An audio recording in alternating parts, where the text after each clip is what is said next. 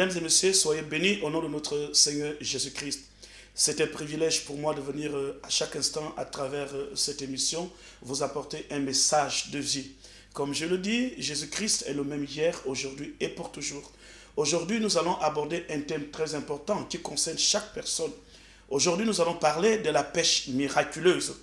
Et ce dont nous allons parler est écrit dans le livre de Luc chapitre 5.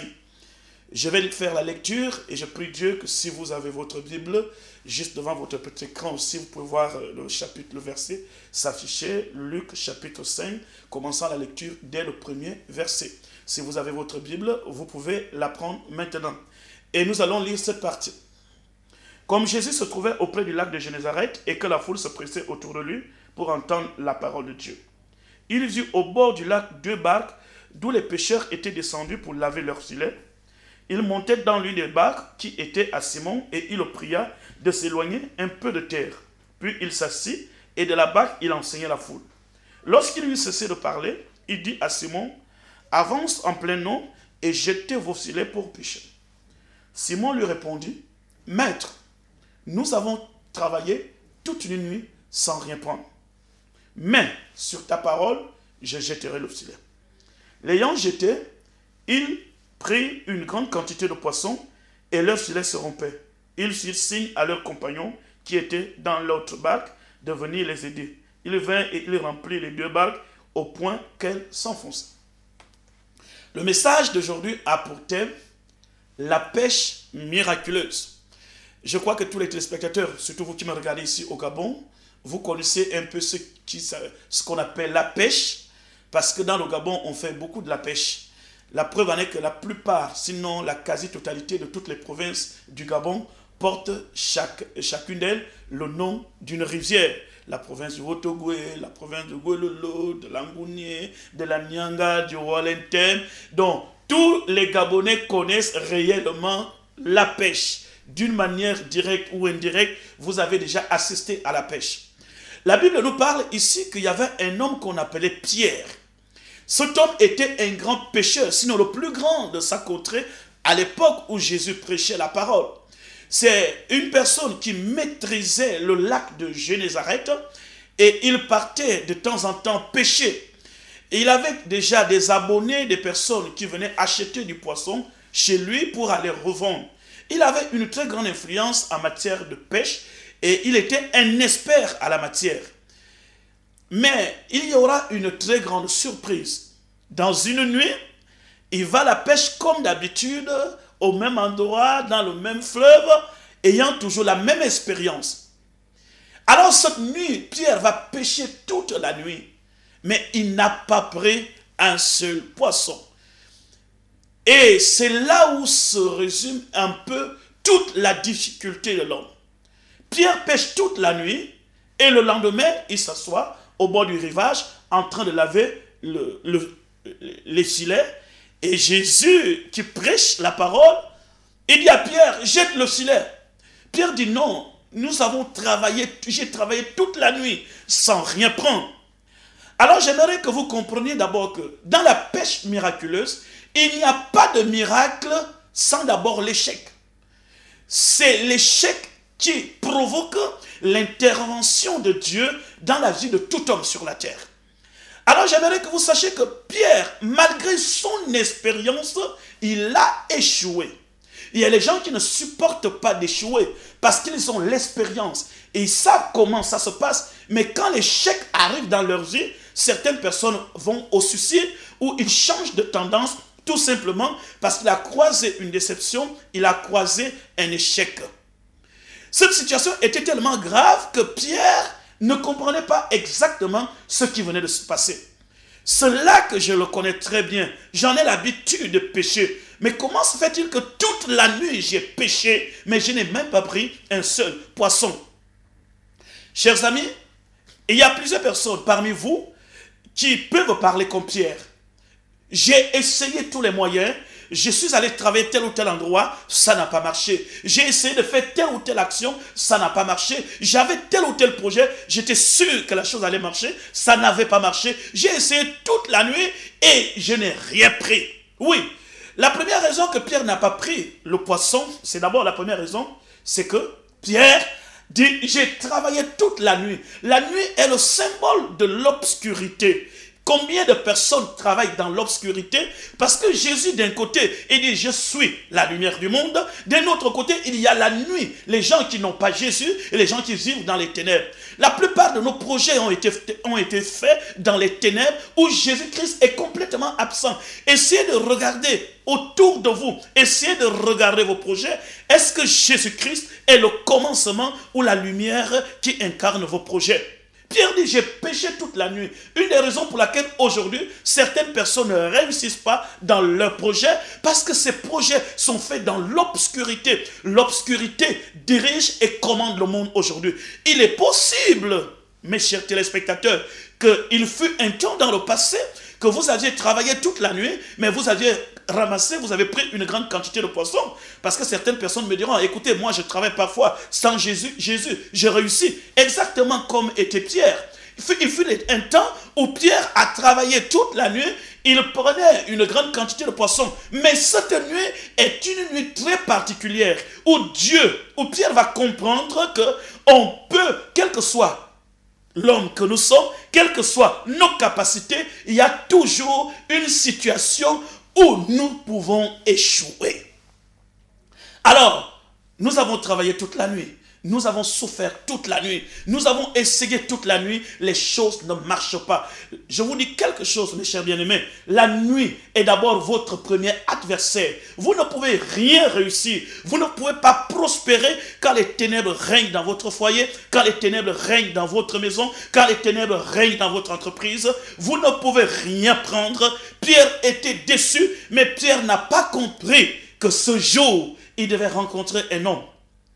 Alors, lorsque vous étudiez sérieusement ce texte, vous allez encore découvrir un autre miracle, quelque chose de caché. Comment se fait-il que c'est cette nuit précisément que Pierre va échouer? Et que c'est cette nuit au petit matin que Pierre va rencontrer Jésus-Christ de Nazareth? Mais je crois que lorsque l'heure arrive où Dieu doit venir faire un miracle dans votre vie, il essaye d'abord de réduire vos propres capacités naturelles sur lesquelles vous comptiez pour réussir, pour avoir le succès. Pierre se retrouve dans une situation où il se demande, est-ce que je suis le Pierre de l'expert de la pêche, de celui qui maîtrise le lac de Génézareth, mais parce que Jésus s'approchait de Pierre pour démontrer à Pierre que quelles que soient tes capacités, quelles que soient tes possibilités, il y aura un temps où tu auras besoin de Dieu dans ta vie. Il peut y avoir un certain moment où tu réussis, où tu prospères, où les choses marchent, mais il pourra y avoir aussi un certain moment où rien ne marchera dans ta vie, où tu dois t'arrêter et se tourner vers Dieu. Malheureusement, beaucoup de gens ne le font pas, mais c'était une occasion à Pierre d'être attentif et d'écouter la parole. Mais gloire soit rendue à Dieu.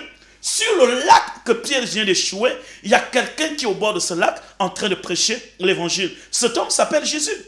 Et Jésus se retrouve là en train de prêcher et Pierre de l'autre côté en train de laver son filet. Et pendant que Jésus prêchait, les gens étaient autour de lui.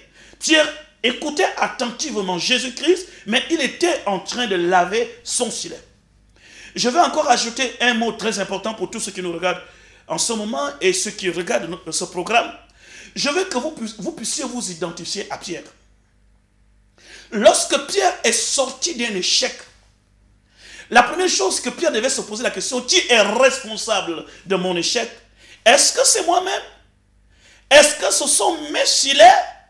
Ou c'est le lac de Génézareth? Mais à la très grande surprise, dans le moment d'échec, de désespoir, Pierre se met à laver son filet. Cela veut tout simplement dire que le filet était l'instrument qui amenait Pierre dans la prospérité. Mais ce jour, cet instrument avait échoué. Mais Pierre n'a pas abandonné ses filets pour se dire que non. Mais comment se fait-il que vous n'avez pas pu prendre le poisson? Vous n'êtes pas des filets auxquels il faut se fier. Et il y a beaucoup de personnes qui sont là, et ce sont d'autres personnes qui sont responsables de leurs échecs. Quand ça ne marche pas, c'est le filet. Si ça n'a pas marché, c'est elle qui fait en sorte que je sois ceci. Si je suis devenu aujourd'hui homosexuel, c'est à cause des hommes. Je suis devenue lesbienne parce que les hommes m'ont trop déçu. Voilà pourquoi je suis devenue lesbienne. Je suis devenue gay parce que les femmes m'ont trop déçu. Et voilà, on veut toujours mettre la responsabilité sur les autres. Nous avons peur d'affronter la réalité en face. C'est que nous avions échoué et que nous sommes responsables de notre échec.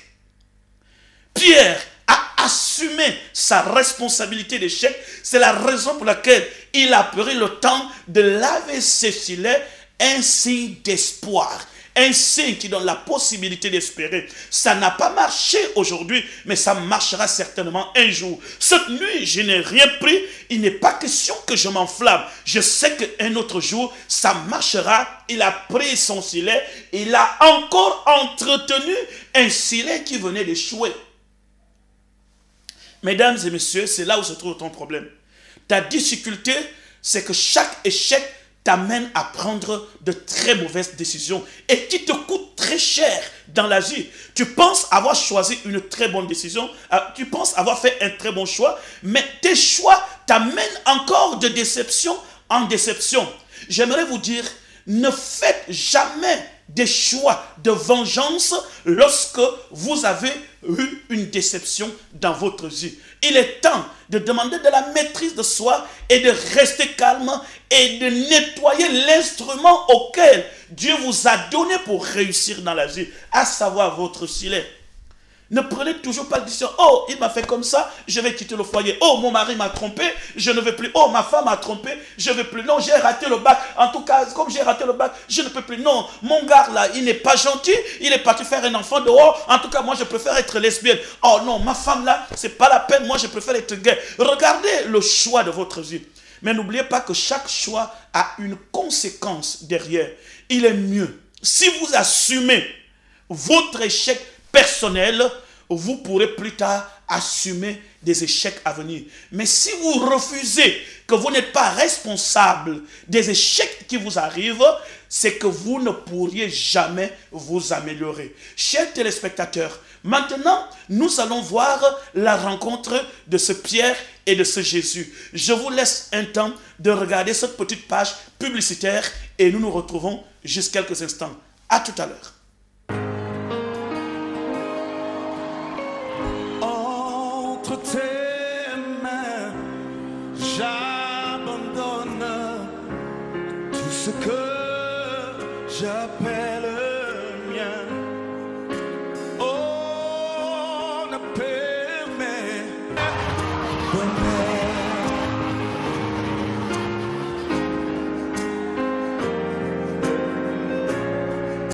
N'aie pas peur de te suivre sur le chemin de la croix. Oui, c'est pour toi que je veux vivre. Je connais, j'aime ta voix. Oh oui, prends tout, Seigneur. Prends tout, Seigneur. Oui, prends tout, Seigneur. Prends tout, Seigneur. Sans rien garder, je te livre tout avec bonheur.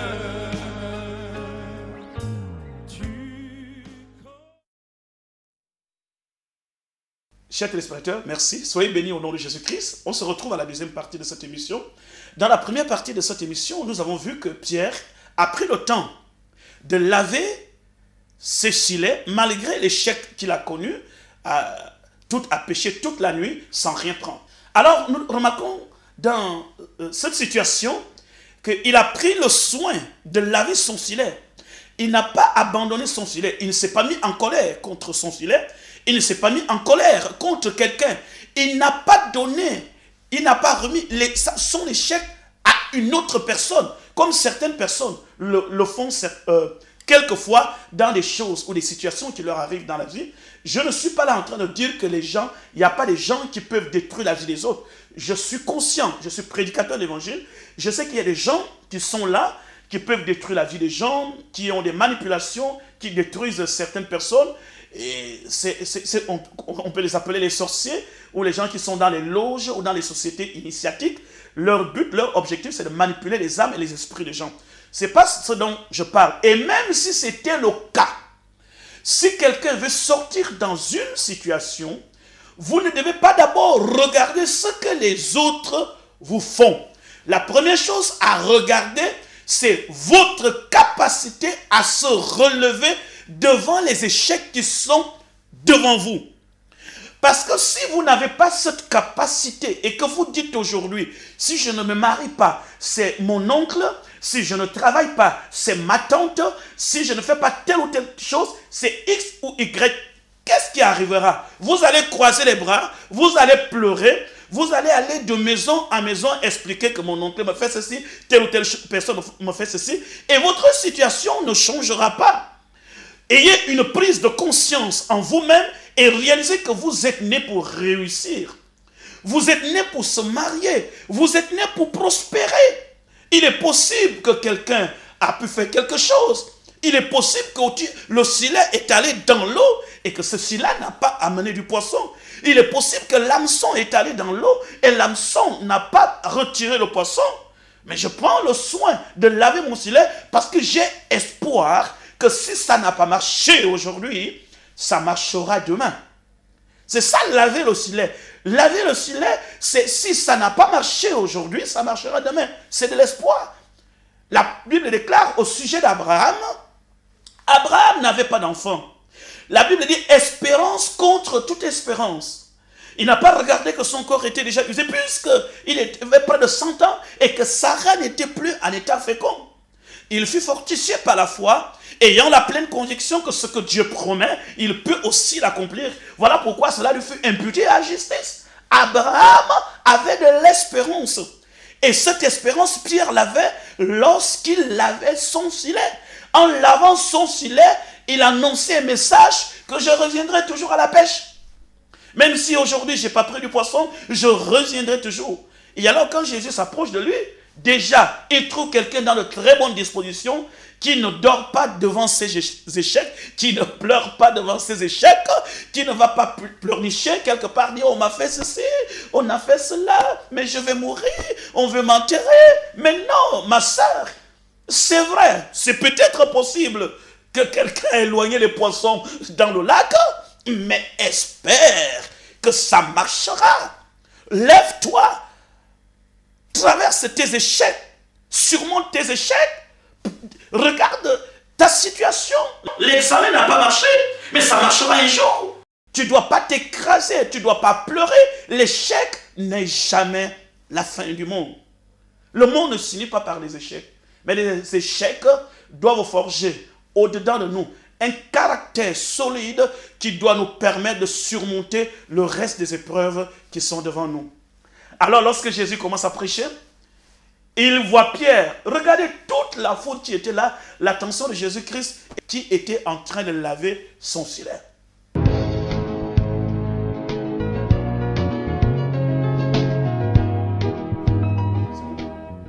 L'attention de Jésus étant sur la personne qui était en train de laver son filet, à savoir Pierre, la Bible déclare que quand il eut cessé de parler, c'est quand Jésus a terminé d'enseigner la parole qu'il demande à Pierre de jeter encore son filet.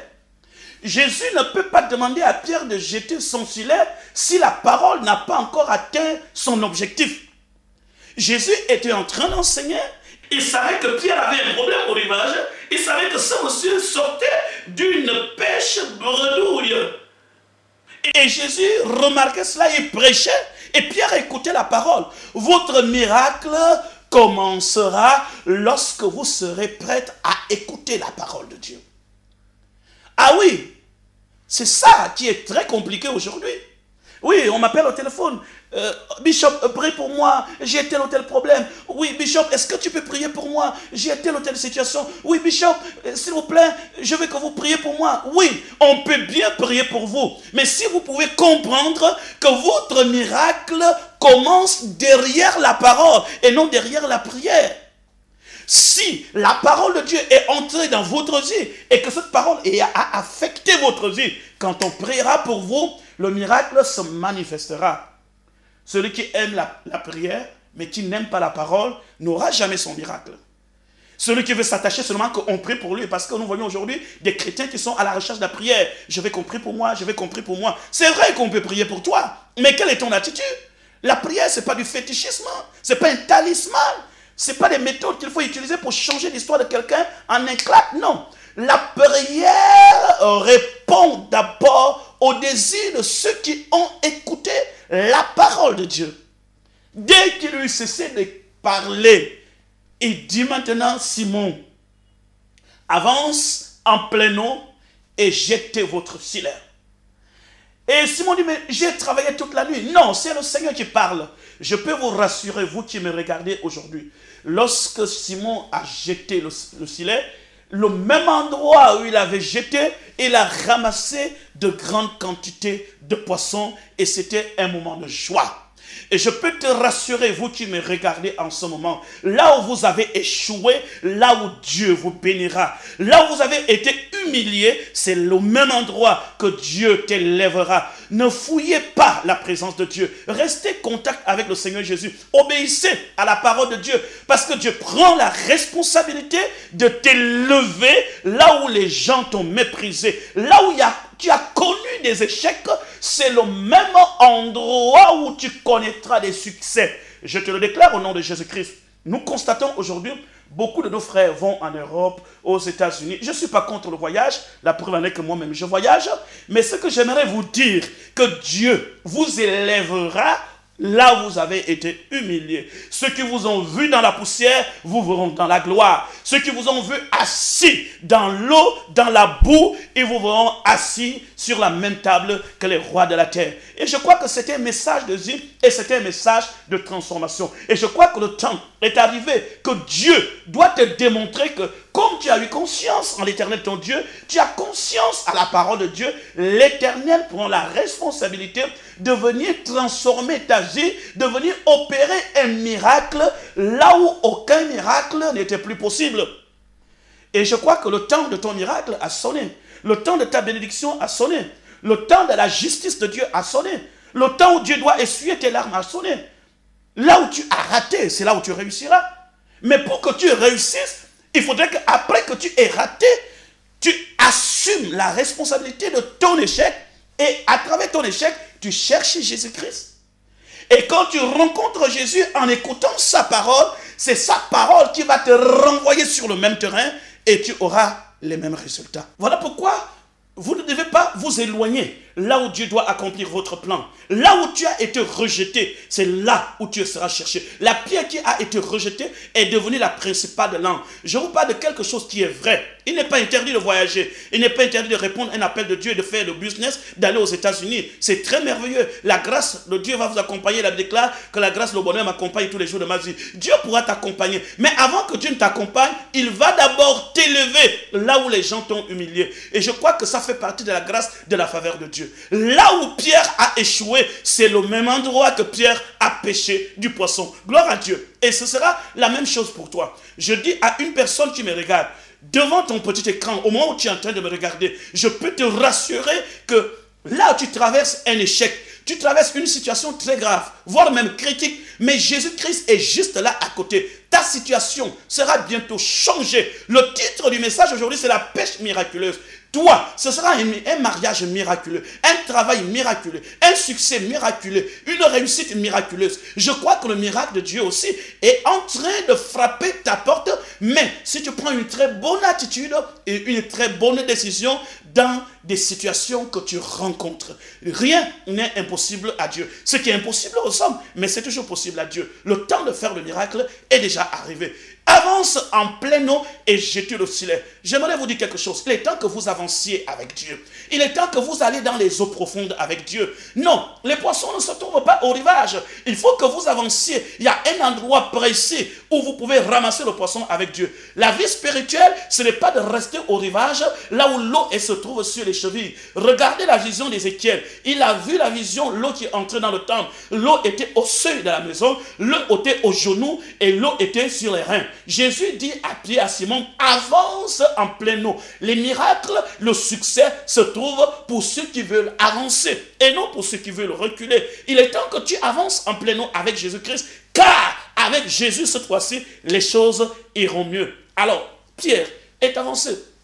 Et lorsqu'il jeta son filet, il ramassa une grande quantité de poissons. Gloire à Dieu, votre miracle est là. Mais j'aimerais attirer votre attention avant de conclure notre message d'aujourd'hui.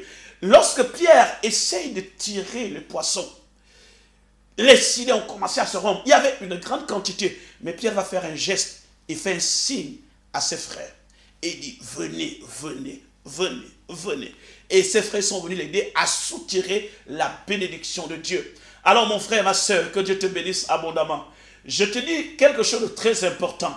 Tu as connu des échecs, les gens ont vu comment tu as lavé ton filet. Les gens ont vu le retour, comment les choses n'ont pas marché. Les gens ont vu comment ton mariage a eu des problèmes. Les gens ont vu ton entreprise fermée. Les gens ont vu beaucoup de choses bloquées dans ta vie. Mais il y a un second retour. Les mêmes personnes verront la gloire, la puissance et la bénédiction de Dieu dans ta vie. Je sais de quoi je parle. Je suis un prédicateur très précis quand je parle. Je sais que pendant que les gens me regardent en ce moment, il y a des personnes qui sont désespérées dans leur vie, au bord même du suicide. Mais je te dis quelque chose, ça ira. Il y a de l'espoir avec toi. Alors, avant de terminer, Pierre invite les autres à s'associer avec lui au temps de la bénédiction.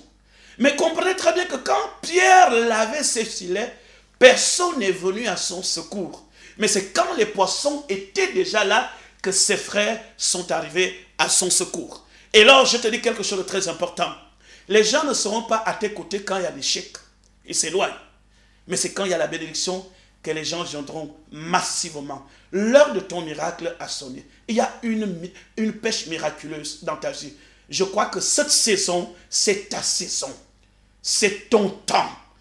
Que l'échec ne te pousse pas à prendre des décisions que tu regretteras plus tard. Fais le bon choix. Choisis Jésus-Christ. Avec Jésus-Christ, tout est possible. Nous sommes arrivés à la fin de notre émission. J'aimerais maintenant que nous passions les temps de la prière ensemble. Vous qui êtes derrière, devant votre petit écran, maintenant accordez-moi votre attention. J'aimerais qu'on prie maintenant.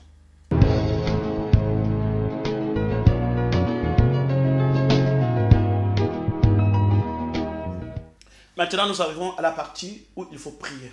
Je veux que si tu es malade, si tu me regardes derrière ton petit écran, si tu crois qu'à travers la prière que je vais faire tout à l'heure, quelque chose va se passer dans ta vie, j'aimerais que tu t'approches maintenant. Tu fais moins de bruit dans ta maison. Si tu as une douleur dans ton corps, je veux que tu poses ta main là où tu as mal. Si tu as mal à la tête, pose ta main sur la tête. Tu as mal au genou, pose ta main sur le genou. Tu as mal à l'œil, touche l'endroit précis où tu ressens la douleur. Si c'est ton corps, tout le corps qui est souffrant, pose seulement la main sur la tête. Et j'aimerais que nous prions ensemble. Et dans cette prière, je veux que tu répètes cette prière après moi. Qu'il y a un calme en ce moment dans ta maison, qu'il n'y ait pas trop de bruit. Je vais prier pour qu'un miracle se manifeste. Parce qu'après cette prière, je crois que tu m'appelleras. Jésus va te guérir. Dans ce silence, dans ce calme et dans ta maison, il y a quelqu'un qui vient d'entrer dans ta maison. À l'instant même, je parle. Jésus-Christ de Nazareth. Tu ne le vois pas avec tes yeux, mais parce que tu as cru en sa parole, il est présent entre toi et la télévision. Et ensemble, nous allons prier. Et c'est lui qui va apporter la guérison. Et répète après moi. Seigneur Jésus, ta parole m'a touché. Je viens te demander pardon. Parce que je n'ai pas compris que je suis le premier responsable de mes échecs. Aujourd'hui, je prends la responsabilité de vaincre. Je prends la responsabilité de choisir des bonnes décisions. Et la bonne décision que je prends aujourd'hui, c'est que Jésus-Christ soit le maître de ma vie, soit le Seigneur de ma vie. Oui, Jésus, j'ai travaillé toute la nuit sans rien prendre. Mais sur ta parole, je jette le filet. À cet instant même, je crois que par ta mort, sur la croix, tu m'as sauvé. tu m'as guéri. Seigneur Jésus, que ton Saint-Esprit vienne me toucher et me guérir. Maintenant, je suis guéri. Maintenant, vous qui êtes derrière votre petit écran, je souhaite maintenant que vous enlevez la main. Maintenant, je vais prier pour vous. Regardez-moi, si vous pouvez venir toucher la télévision. Pendant que je suis en train de prier, vous pouvez venir toucher la télévision. Et pendant que vous allez toucher la télévision, je peux vous rassurer que les miracles de Dieu vous appartiennent maintenant. Je vais prier. Seigneur Jésus, je te prie pour des centaines, des milliers de personnes qui me regardent maintenant à travers leur télévision. Je prie que tu apportes la guérison. Je prie que tu guérisses cet homme, que tu guérisses cette femme. Dans le nom de Jésus-Christ, je prie que l'onction du Saint-Esprit sorte de mes mains et traverse les ondes de cette chaîne de télévision et apporte la guérison à ceux qui sont malades. J'ordonne que la douleur obéisse à la puissance du Saint-Esprit. Que la douleur obéisse à la puissance de l'Esprit. Que la grâce de Dieu apporte et vienne restaurer chaque corps. Soyez guéris au nom de Jésus. Recevez la paix, recevez la joie. Et que Dieu vous bénisse maintenant au nom de Jésus-Christ. Amen. Merci d'avoir regardé ce programme. Je suis le bishop Sylvain Ezan. Mon ministère est à Libreville, au Gabon, le ministère de l'Esprit et de la Justice. Pour ceux qui connaissent le Gabon, nous sommes situés au carrefour Kanté d'Ozangue, c'est-à-dire précisément à Libreville, au carrefour Kanté, c'est-à-dire au carrefour de la vie d'Ozangue. Nos programmes, c'est tous les jeudis soirs à partir de 18 h, tous les dimanches matins à partir de 9 h. Nous avons un programme exceptionnel qu'on appelle Jésus-Christ est capable. C'est un vendredi sur deux. Nous avons une action puissante, une action de miracle, une action de délivrance. Vous êtes personnellement invité à prendre part à ce programme. Si vous avez été béni, si vous avez été guéri, n'hésitez pas de m'appeler. Mes numéros s'affichent juste derrière votre petit écran. Que la grâce, la faveur et la bénédiction de Dieu soient avec vous. Quant à moi, je vous dis ciao, ciao. Je vous reverrai dans très bientôt. Bye.